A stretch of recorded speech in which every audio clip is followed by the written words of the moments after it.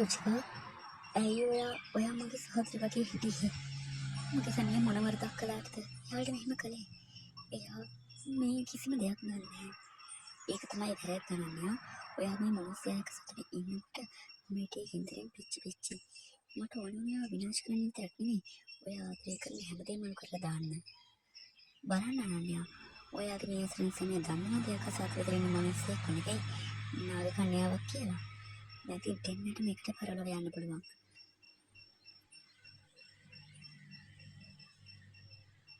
අනන්‍යා ඔයා කවුරුනත් මම ඔයාට ආදරේ. මට සමාව වෙන්න. මම නිසා තමයි ඔයාට මේ දේ වුනේ. රුචිකා අද ජයග්‍රහණය කළා කියලා හිතන්න එපා. මේ පාවා දීමට සබදාම කවදා හරි ඔයාට දඩුවම් දෙයි. මහා ශිව දෙවිතුනේ මම වැරද්දක් කළා නම් මට දඩුවම් දෙන්න. ඒත් මේ අහිංසක මිනිස්සයා මොන වරදක්ද කළේ? ඔහුගේ ජීවිතේ බේරලා දෙන්න. මගේ ජීවිතය අරගෙන හරි ඔහුව බේරගන්න මට ශක්තිය දෙන්න. මම නාග ලෝකයේ සුද්ධ වූ නාග කන්‍යාව නම් මගේ ප්‍රතිවතාව සැබෑ නම් මේ මරණයේ දොරටු පද වැසෙන්න ඕන.